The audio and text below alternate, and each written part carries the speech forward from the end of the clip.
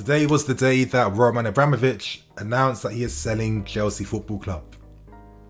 It's a historic day, it's a crazy day, it's a surreal day. It's finally happened, and I don't think any of us expected this to happen anytime soon. It's been a crazy set of events which have led to this moment, and in the end, Roman leaves with his head held high.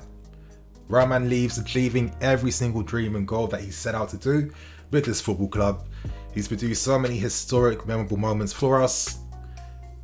And today he proved how much this club means to him, how much the game means to him as well, when he announced that he won't be asking for any of the debts to be repaid back to him. That's 1.5 billion. That is a crazy amount. And, I want to read a bit of the statement from him before I get into the rest of his match review. As you guys can see on screen beside me, Roman had this to say. I would like to address the speculation in the media over the past few days in relation to my ownership of Chelsea FC. I've stated before, I have taken decisions with the club's best interests at heart. In the current situation, I have therefore taken the decision to sell the club, as I believe this is in the best interest of the club, the fans, the employees, as well as the club sponsors and partners too. The sale of the club will not be fast-tracked but will follow due process. I will not be asking for any loans to be repaid.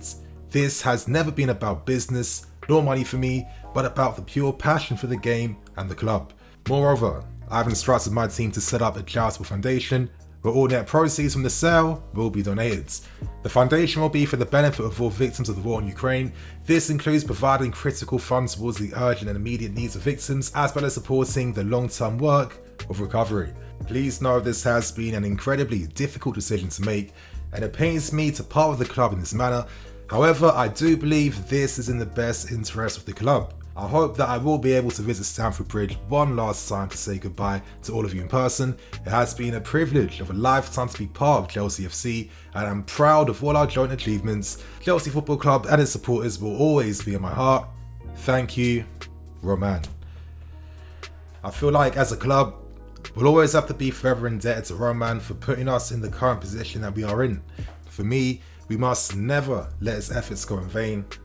What he's done for us, we have to continue to keep on winning and winning and winning and winning and winning, because that's the only way that Roman would want to have it. So you guys, right now, let's discuss our 3-2 win over a very spirited Luton Town today in the FA Cup. This was a very entertaining game. I thought that Luton Town definitely put on a show. And what I love about the FA Cup is the fact that teams have the rare opportunity of playing against teams of our stature. It comes around like once a blue moon.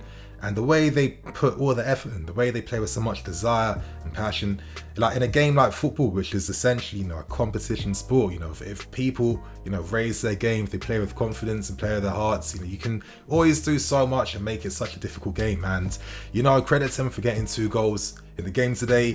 What was interesting though was the lineup that Tuchel decided to use in this game. It was a 3-5-2. We did see players like Sarr returning, Kennedy getting one of his first starts on the Tuchel, Sal returning back to the team as well as Loftus-Cheek playing in the Thiago Silva role. So I'm going to get on that later on in this review, guys. I've got a lot of thoughts and opinions behind this, what I saw tonight. And most importantly, we saw the return of Lukaku and Werner playing up front together in a 2. I don't think we've seen this since our 3-3 draw against Zenit St. Petersburg in the Champions League. However, the game starts and literally straight off the bat, Luton Town tell us exactly what they're going to be about. The way they were pressing us from the front. A lot of teams we play against them, they just want to keep their shape back, keep their distances, stay compact, and they're happy with our defenders being on the ball because their plan is to try and suffocate us out wide and have the ball come back in the middle where everything gets so suffocated. But some other teams, they decide to press us from the front and press our fullbacks, and that's exactly what Luton Town looked to do today. Maybe the manager had a feeling that we'd be using a much weaker defence after the efforts that was put in the Carabao Cup final.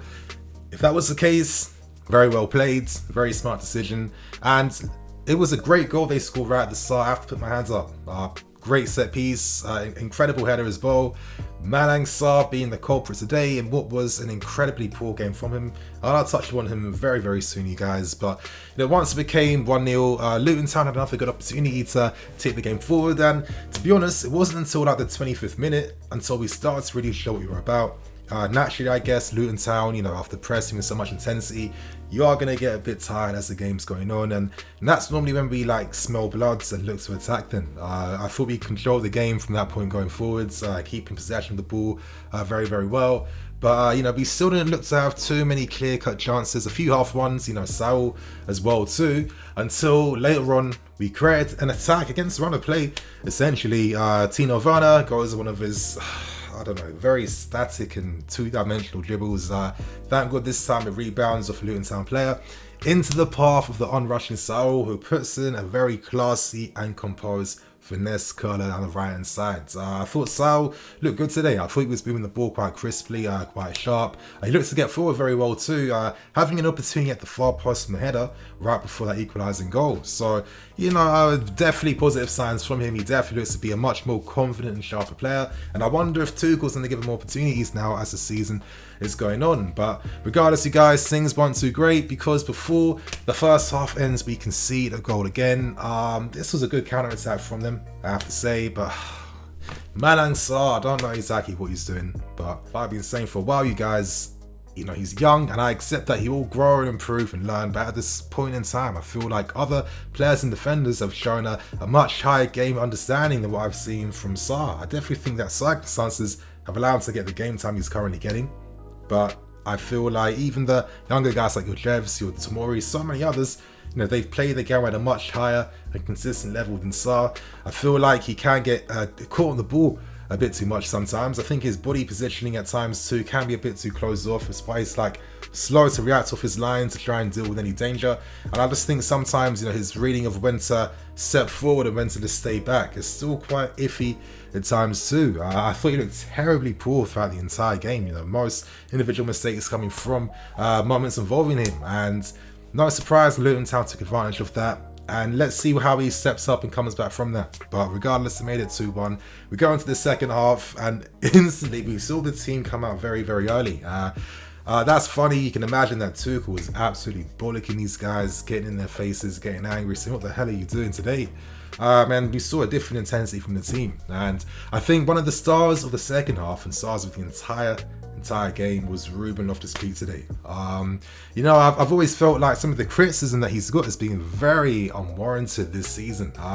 We can't forget that it's been small injuries that's been keeping out the team. Not that it's not due to performance and not playing well. And with Ruben, I think he's a definition of form is temporary, class is permanent. It was very interesting to see him playing in the middle of a back three. It was different to Thiago Silva though, because Ruben had the license to carry the ball, break the lines and push it forward. And in a sense, it was kind of reminding me of what Frankie de Jong was doing at Ajax, coming really deep to receive and carrying it forward. And he seems to be the only one giving us any injection of pace, direction, and anything offensive in midfield today. I thought he looked good defensively, winning lots of headers as well too, but it was his use of the ball that was the most impressive thing.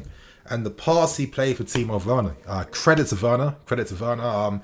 He made sure that he wasn't offsides when Luton Town's offside trap fell, and Loftus-Cheek just played the best, perfectly weighted floating through ball over the top. It was actually beautiful control from Timo Werner, opens his body up very well and side-foots that into the back of the bottom right corner. And then right after that, you guys, Ruben has another important moment in the build-up for the winning goal scored by Lukaku. He receives a pass from Harvey Vale, and instantly he plays a cushioned first time pass into the feet of Timo Werner.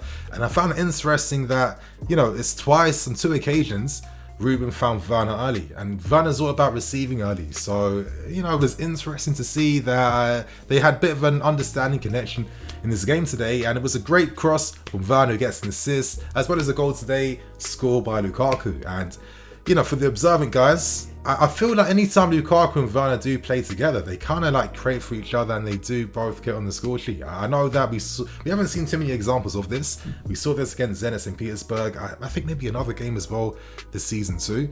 But this is the thing about our attack. I feel like with the options we have, you can literally create attacks many different ways due to them, but it depends on using these guys together in the right combinations if you want to have that type of tactical flexibility. But for me, I thought Ruben was outstanding, and in contrast to the performance of Jorginho, who for me was probably one of the second worst players on the field today, Malang Sarr was a stat pool tonight. I have to say, you guys.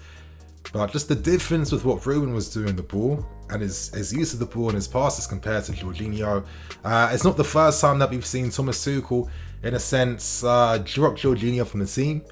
And seen Loftus-Cheek, of course, shine when playing with him or over him in the team. Ruben, as I keep saying, this guy is pretty all-rounded with his game. He has the ability to dictate as well. This is why he was playing a two-man mid back during his youth team days as well too.